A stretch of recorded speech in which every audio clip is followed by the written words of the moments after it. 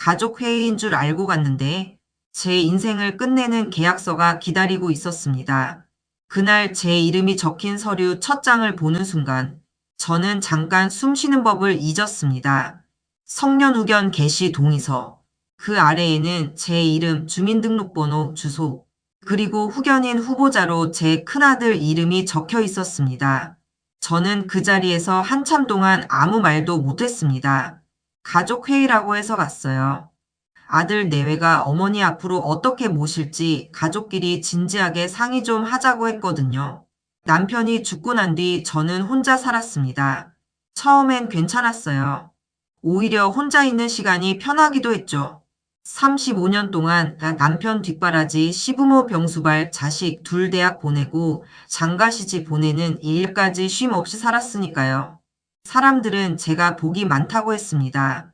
남편이 남긴 상가 하나 있고 살고 있는 아파트도 있고 자식들 둘 다 번듯하게 자리 잡았다고요. 겉으로는 그랬죠. 그 상가 하나가 생기기까지 제가 얼마나 허리를 갈아 넣었는지는 아무도 몰랐습니다. 시어머니 장례 치르고 나서도 가게 문 연 사람, 남편이 사업 망하고 술에 절어 있을 때 시장에서 반찬 팔고 밤에는 분식집 설거지에서 빚 막은 사람이 저였습니다. 큰아들 동훈이 대학 등록금은 친정엄마가 남겨준 금반지 팔아서 냈고 딸 지영이는 유학 가겠다고 울어서 상가 보증금 일부를 깨서 보냈어요. 그때 저는 늘 한마디로 정리했습니다. 자식이 잘 되면 됐다. 그 말이 나중에 제 목을 조를 줄은 몰랐죠. 남편이 떠난 지 4년째 되던 봄부터 아이들이 유난히 저를 자주 챙기기 시작했습니다. 엄마 혼자장 보러 가지 마. 엄마 요즘 자꾸 깜빡한다며? 엄마 지난번엔 가스불도 안 껐다면서. 처음엔 고마웠어요. 아, 이제 애들이 철이 들었나 보다. 엄마 혼자 두는 게 걱정되나 보다 싶었습니다. 특히 며느리 미래가 참 살갑게 굴었습니다. 어머니, 이거 제가 약국에서 사온 영양제예요. 어머니, 잠 잘 안 오신다면서요. 이거 드시면 머리도 덜 멍하고 잠도 잘 와요. 어머니, 은행 가실 때 저한테 말씀하세요. 요즘 보이스피싱 많아요. 며느리는 늘 웃는 얼굴이었고, 딸 지영이도 자꾸 와서 냉장고를 채워놓고 갔습니다. 심지어 사위까지. 장모님, 이제 혼자 계시면 안 됩니다. 이런 말을 할 정도였어요. 저는 속았습니다. 정확히 말하면 속고 싶었습니다. 늙으면 제일 무서운 게 외로움이거든요. 그리고 그 외로움을 자식들이 잠깐이라도 덜어주는 것 같으면 부모는 금방 마음을 열게 됩니다. 그런데 이상한 일들이 하나둘 생기기 시작했어요. 분명 통장과 도장을 넣어둔 서랍 위치가 바뀌어 있었고 내가 직접 넣어둔 병원 영수증이 사라졌다가 며칠 뒤 다른 봉투 안에서 나왔습니다. 한밤중에 일어나 물을 마시러 갔더니 가스불이 아주 약하게 켜져 있었던 적도 있었어요. 처음엔 제가 진짜 깜빡한 줄 알았습니다. 그래서 무서웠어요. 혹시 정말 치매가 시작되는 건가? 혹시 남편도 없이 혼자 살다가 내가 나도 모르게 망가지는 건가? 그럴 때마다 아이들은 꼭 같은 말을 했습니다. 엄마, 우리 말 들어. 이제 혼자 계시면 안 돼. 엄마, 자꾸 이런 일 생기면 큰일 나. 엄마, 나중에 후회하지 말고 지금 준비해야 돼. 준비. 그때는 몰랐습니다. 그 준비가 제 노후를 위한 준비가 아니라 제 인생을 접는 준비였다는 걸요. 가족 회의가 있던 날은 일요일이었습니다. 동훈이가 운영하는 작은 식당 2층 룸으로 오라고 했어요. 처음엔 저는 마음이 좀 따뜻했습니다. 아, 애들이 진짜 나 때문에 이렇게 모이는구나. 요양보호사라도 둘지, 누가 병원 모시고 다닐지, 그런 현실적인 얘기를 하려나 보다 싶었죠.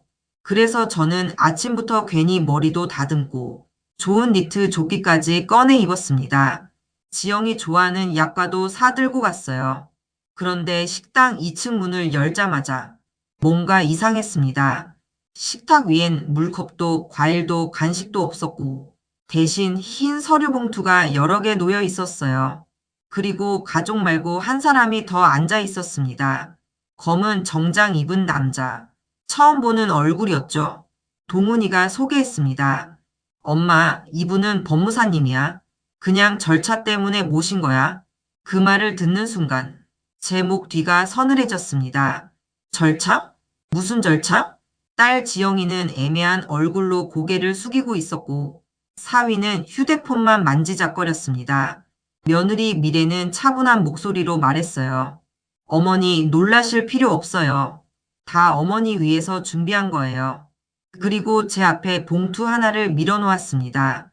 처음 나온 게 성년후견 개시 동의서였고 그 다음이 요양시설 입소사전 계약서, 그 다음이 아파트 처분 위임장, 그리고 마지막에는 제가 가진 상가 임대수익 관리권을 큰아들 동훈이에게 위임한다는 문서까지 들어 있었습니다.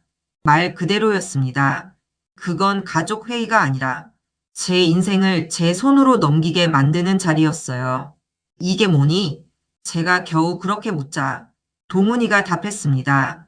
엄마 요즘 상태 보면 이게 맞아. 무슨 상태? 엄마도 알잖아. 자꾸 깜빡하고 가스불 켜놓고 통장 잃어버리고 그걸로 내가 후견인이 필요해? 엄마 감정적으로만 보지 마. 저는 그 말을 듣는 순간 심장이 쿵하고 내려앉았습니다. 감정적으로 보지 말라니. 지금 내 아들이 멀쩡히 걸어 들어온 엄마 앞에 후견인 서류를 내밀고 있는데 감정적으로 보지 말라고요? 며느리 미래가 부드러운 말투로 거들었습니다. 어머니, 요즘 치매는 초기에 관리해야 해요. 내가 치매라고 누가 그래? 그런 건 아니고요. 의심소견 정도는. 의심소견? 제가 되묻자 법무사라는 남자가 서류 한 장을 더 꺼냈습니다. 어느 병원의 소견서 사본이었어요. 제가 2달 전 감기 때문에 갔던 동네 내과와 연결된 신경과 의사 이름이 적혀 있었습니다. 내용은 길지 않았어요. 단기 기억력 저하 관찰 필요, 보호자 동반 추적 검사 권고. 그걸 보는 순간 저는 제 등골이 싸하게 식는 걸 느꼈습니다. 아, 이 사람들이 며칠 고민하다 꺼낸 얘기가 아니구나. 이미 몇 달 전부터 하나씩 준비했구나. 엄마, 우리도 쉬운 결정 아니야. 동훈이가 한숨 쉬며 말했습니다. 근데 엄마 혼자 두면 진짜 사고나. 그래서 상가도 내가 관리하고 집도 내가 팔고 나도 시설로 보내? 엄마, 그 말이 왜 그렇게 돼? 그럼 어떻게 되는데? 제 목소리가 처음으로 커졌습니다. 그때까지 아무 말 없던 딸 지영이가 겨우 입을 열었어요. 엄마, 우리도 엄마 편하게 해드리려고. 편하게? 제가 웃었습니다. 나를 시설로 넣고 내 집 팔아버리면 내가 편하니, 너희가 편하니? 그 말에 방 안공기가 얼어붙었습니다. 그런데 더 충격적인 건 그 다음이었습니다. 며느리 미래가 제 얼굴을 똑바로 보며 말했어요. 어머니도 솔직히 아시잖아요. 이제 예전 같지 않으신 거.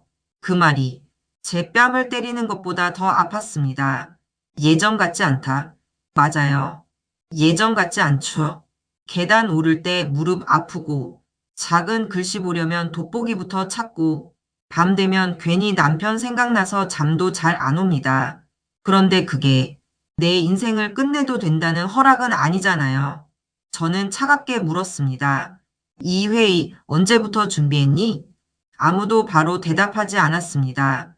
그 침묵이 곧 대답이었죠. 저는 자리에서 일어나 화장실로 갔습니다.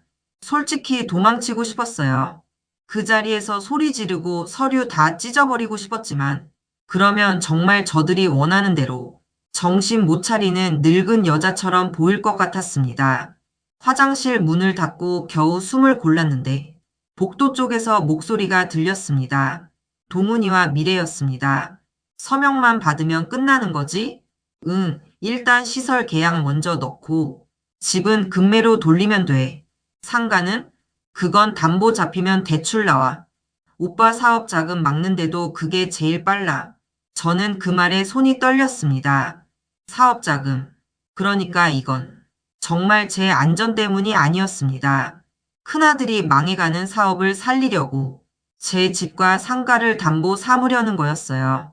그리고 미래 목소리가 다시 들렸습니다. 근데 어머니 요즘 좀 멀쩡해 보이지 않아? 며칠 약 안 드셔서 그래. 다시 챙겨드려야겠다. 그 순간 제 숨이 멎는 줄 알았습니다. 약, 며느리가 줬던 그 영양제와 수면에 좋다는 약이 갑자기 떠올랐습니다. 먹고 나면 이상하게 낮에도 머리가 멍했고 아침에 일어나면 손발에 힘이 없었습니다. 저는 그게 나이 탓인 줄 알았어요. 그런데 그게 아니었던 겁니다.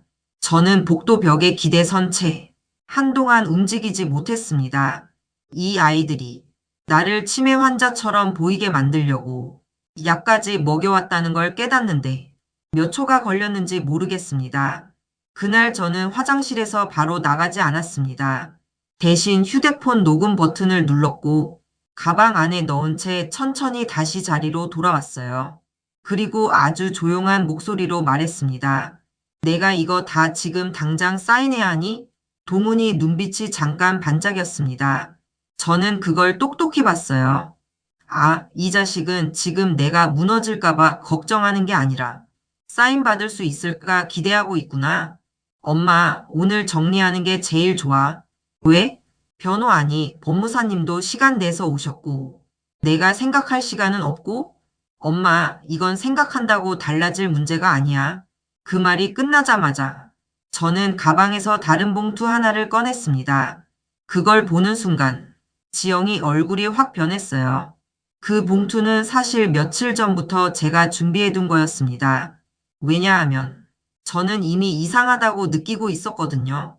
며느리가 주는 약을 먹은 날만 유난히 더 멍했고 통장 위치가 자꾸 바뀌고 동훈이가 제 도장을 찾는 일이 잦아졌습니다. 그래서 한 달 전 저는 남편 생전 거래하던 변호사를 찾아갔습니다. 그분은 제 얘기를 끝까지 듣더니 제일 먼저 물었어요. 약은 누가 챙겨주십니까? 며느리가요. 지금 당장 그 약 봉투 가져오세요. 그 결과는 충격적이었습니다.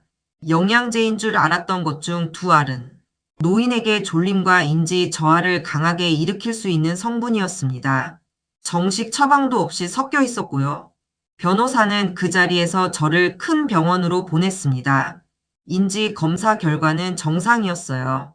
잠시 우울과 수면 문제는 있었지만 치매나 후견이 필요한 상태가 아니라는 소견까지 받았습니다.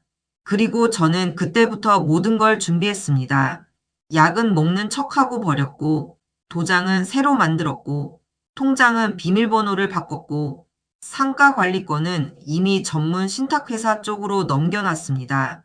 제가 죽기 전까지 누구도 건드릴 수 없도록요.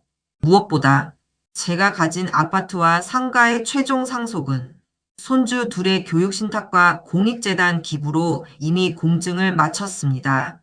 자식들에게는 제가 살아있는 동안 저를 사람으로 대하지 않는 이상 쉽게 떨어질 몫이 없게 바꿔뒀어요. 그래서 그날 그 식당 방 안에서 저는 미끼를 물기만 기다리는 사람들 얼굴을 보고 있었던 겁니다. 제가 봉투를 열어 병원 검사 결과와 공증 서류를 꺼내자 동훈 얼굴이 완전히 굳었습니다. 이게 뭔데? 네가 그렇게 궁금해하던 내 상태. 저는 검사 결과지를 밀어줬습니다. 치매 아니다. 인지 기능 정상. 엄마, 그건. 그리고 이건 내가 먹은 약 성분 분석 결과. 며느리 미래 얼굴이 그 자리에서 하얗게 질렸습니다. 어머니, 그건 오해예요. 오해? 제가 미래를 보며 처음으로 웃었습니다. 사람 멍하게 만드는 약을 비타민처럼 주는 게 오해야? 동훈이가 벌떡 일어났습니다. 엄마, 지금 우리를 범죄자 취급하는 거야? 아니, 저는 아주 차갑게 말했습니다. 범죄자 취급이 아니라 너희가 하려던 걸 정확히 이름 붙이는 거다. 그 순간 지영이가 울기 시작했습니다. 저는 솔직히 그 아이가 끝까지 한편인 줄 알았어요. 그런데 지영이는 떨리는 목소리로 말했습니다. 오빠 그만해. 나 처음부터 이거 너무 싫었어. 동훈이 고함을 질렀습니다. 그럼 왜 이제 와서? 지영이도 따라 소리쳤어요. 엄마 시설 보내고 지 팔 짜는 게 말이 되냐고. 나는 그냥 요양보호사 붙이자는 줄 알았어. 서류 보고 나도 오늘 처음 제대로 안 거야. 그 말을 듣는 순간 저는 조금은 숨이 쉬어졌습니다. 적어도 딸까지 완전히 저를 파는 건 아니었구나 싶었어요. 하지만 동우는 끝까지 멈추지 않았습니다. 엄마가 혼자 버티겠다고 하면 우리가 다 책임져야 하잖아. 내가 언제 너더러 책임지겠냐? 엄마 상가에서 나오는 돈으로 다 같이 사는 게 뭐가 문제야? 다 같이? 저는 그 말을 천천히 되뇌었습니다. 다 같이. 그 말 속에는 어머니 재산은 결국 가족 공동재산이라는 뻔뻔함이 그대로 들어 있었어요. 너희가 언제부터 내 돈을 다 같이 나눠 쓸 돈으로 봤니? 엄마도 결국 우리 줄 거잖아. 내가 언제 그렇게 말했지? 그럼 누구 줘? 남 주게? 그 말이 끝나자 방 안이 완전히 조용해졌습니다. 저는 그때 확실히 알았어요. 이 아이는 지금 가난해서, 급해서, 잠깐 눈이 멀어서 이러는 게 아니었습니다. 애초에 제 인생 전체를 자기 몫이 될 재산의 예고편으로 보고 있었던 거예요. 저는 가방에서 마지막 서류를 꺼냈습니다. 그건 내용 증명 사본과 법률 대리인 위임장이었습니다. 이건 뭐냐? 동훈이 묻자 저는 또렷하게 답했습니다. 오늘 여기 오기 전에 발송한 거다. 내 도장이나 통장, 부동산 서류 무단 사용 시도한 것, 약 성분 속이고 복용하게 한 것, 성년 후견 남용 시도한 것까지 다 법적으로 검토 들어갔다. 미래가 그 자리에서 울음을 터뜨렸습니다. 어머니, 그렇게까지 하실 필요는 없잖아요. 그렇게까지? 저는 미래를 똑바로 봤습니다. 가족회의인 줄 알고 왔는데 내 인생을 끝내는 계약서가 기다리고 있었어. 그런데 내가 어디까지 해야 더라니? 동우는 그제야 다급해졌는지 목소리를 낮추며 말했습니다. 엄마, 나 사업 때문에 정말 급했어. 그래서? 조금만 숨통 트이면 나중에 다 돌려놓으려고 했어. 나중에? 엄마도 결국 혼자 못 살잖아. 그 말에 저는 고개를 저었습니다. 동훈아, 너는 내가 늙어서 약해졌다고 생각했겠지. 엄마, 근데 내가 약해진 건 몸이지 머리가 아니다. 그리고 더 중요한 건 내가 너희를 믿고 싶어 했다는 거야. 그 믿음을 니들이 이렇게 쓴 거고. 지영이는 계속 울었고 사위는 끝까지 말이 없었습니다. 법무사는 슬그머니 서류를 챙기더니 아예 눈도 못 마주치고 먼저 나가버렸어요. 참 우습죠. 제 인생 끝내는 서류 들고 와놓고 일 커질 것 같으니 제일 먼저 도망간 게 전문가라는 사람이었습니다. 저는 자리에서 일어났습니다. 그리고 마지막으로 말했습니다. 앞으로 내 재산 얘기는 다 변호사 통해라. 엄마, 그리고 나를 시설에 보낼 걱정은 하지 마. 내가 너희보다 훨씬 똑바로 정신 차리고 산다. 엄마, 나 진짜, 넌 진짜가 아니다.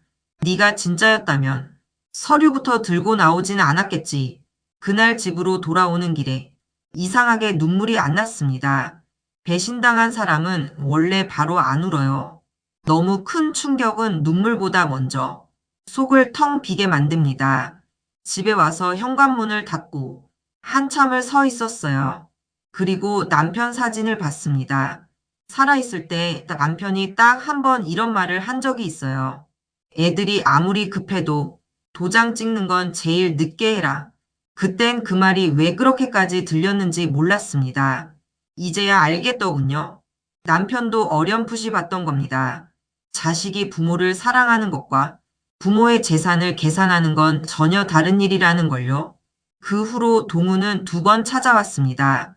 처음엔 울면서 왔고 두 번째는 화내며 왔어요. 엄마가 어떻게 자식한테 이럴 수 있냐고.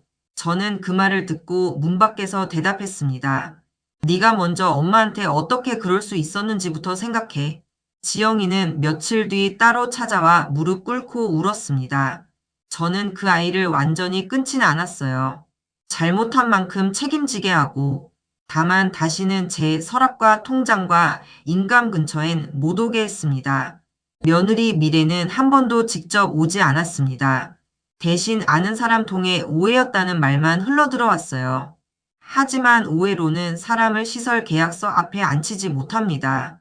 오해로는 약 봉투를 바꿔놓지 못하고 오해로는 요양시설 입소 계약서와 부동산 위임장을 동시에 준비하지도 않죠. 가족회의인 줄 알고 갔는데 제 인생을 끝내는 계약서가 기다리고 있었습니다. 그날 저는 자식들 얼굴을 보며 처음으로 알았습니다. 사람을 늙게 만드는 건 나이가 아니라 가장 믿었던 사람에게 이제 그만 사람 취급당하는 순간이라는 걸요. 하지만 그날 또 하나 배웠습니다.